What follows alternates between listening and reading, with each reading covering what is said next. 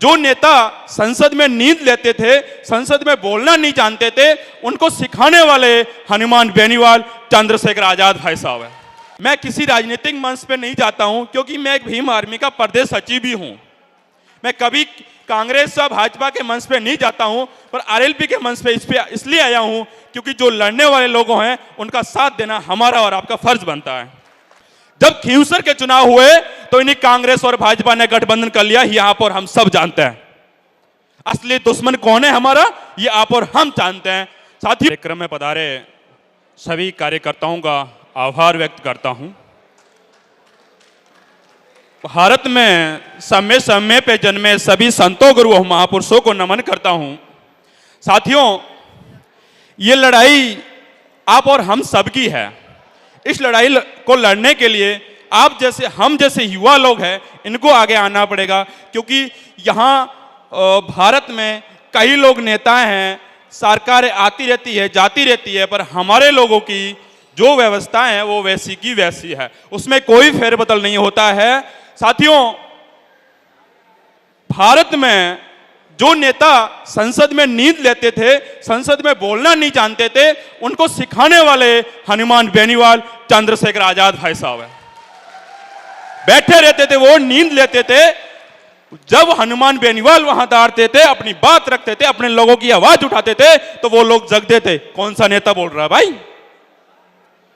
साथियों,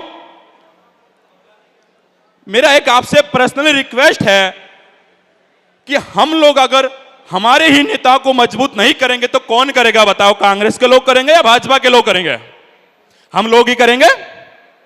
जब खींवसर के चुनाव हुए तो इन्हीं कांग्रेस और भाजपा ने गठबंधन कर लिया, ये आप और हम सब जानते हैं। असली दुश्मन कौन है हमारा, ये आप और हम जानते हैं। साथियों, मैं चंद्रशेखर भाई साहब से और हनुमान बेनीवाल से रिक्वेस्ट करता हूं कि आपने जो मजबूती के साथ में जो लड़ाई लड़ रहे हैं समाज से, वो इस लड़ाई को आगे भी जारी रखें। साथियों, एक चीज मुझे बताओ कि तुम्हारी लड़ाई लड़ने वाला कोई दूसरा नेता है? ऐसे नहीं, जोर से आवाज आनी चाहिए। क्या कभी तुम्हारी आवाज को हनुमान बेनीवाल जी नहीं सुना? सुना ना? हमेशा आपकी आवाज को संसद में उठाया, हमेशा आपके बीच में खड़े रहे। साथियों, एक छोटी सी बात मुझे याद आ गई। जब मैं अभी जयपुर के कोई प्रोग्राम में था, वहां से जब घर आया सुबह, तो कोई नागौर से कोई अपनी गाड़ी लेके मेरे अपने ढाणी के आसपास आए और उन्होंने बताया कि मैं नागौर से हूं और वो भी खींवसर से। तो मुझे अंदर से थोड़ा जो दर्द था वो मैंने उसके सामने जाया कर दिया। मैंने बोला जो आप सामान बेचने आए हो, मैं सामान नहीं खरीदूंगा। मैंने बोला भाई साहब ऐसा क्यों? क्योंकि मैं किसी राजनीतिक मंच पे नहीं जाता हूं, क्योंकि मैं एक भीम आर्मी का प्रदेश सचिव भी हूं।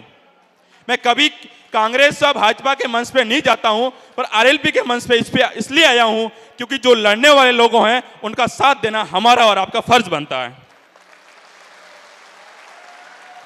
साथियों, जब मैंने उस भाई से पूछा कि उन्होंने मुझे पूछा क्यों खरीदना नहीं चाहते हो, तो उन्होंने बोला, मैंने बोला कि तुमने मेरे नेता को खींवसर में उनके ही घर में साथ नहीं दिया, उनको हरा दिया। इस बात पे उस बंदे ने दुख जाहिर किया और मुझे कहा कि भाई साहब मैंने जितनी ताकत थी पूरी लगाई, और उस बात को कहते हुए उस बंदे की आंखों में आंसू आ गए थे।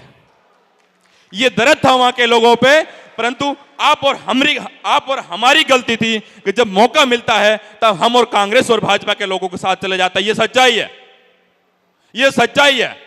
वादा करो कि जब तुम्हारे ही परिवार के लोग कांग्रेस और भाजपा से चुनाव लड़ने को तैयार हो जाए, तुम उनके खिलाफ खड़े हो जाना।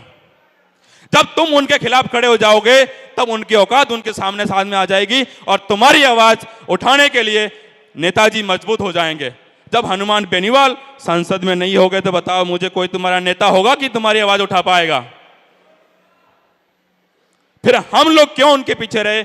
एक हनुमान ही नहीं है, हम सबको हनुमान बन के आने वाला जो पंचायती राज चुनाव है, जिस प्रकार से हमने गठबंधन में चुनाव लड़े, इसी प्रकार यह भी चुनाव हम लड़ने की बात करेंगे और इसको चुनाव लड़ेंगे। और यहां की जो कांग्रेस और भाजपा की सरकारें हैं उनको हम उनकी अपनी ताकत दिखाएंगे। मैं बात बताना चाहूंगा गुलाम मालानी की। गुलाम मालानी का आज तक का इतिहास है कि उसने तीसरे आदमी ने कभी 4,500 वोटों से कभी उन्होंने ऊपर नहीं गया। आरएलपी के कैंडिडेट थे तब 4,500 आए थे, परंतु बड़े भाई साहब ताजा राम जी और हम लोगों ने गुलाम मालानी में लड़ा और तीसरा कैंडिडेट हम 10,000 से ऊपर निकाले।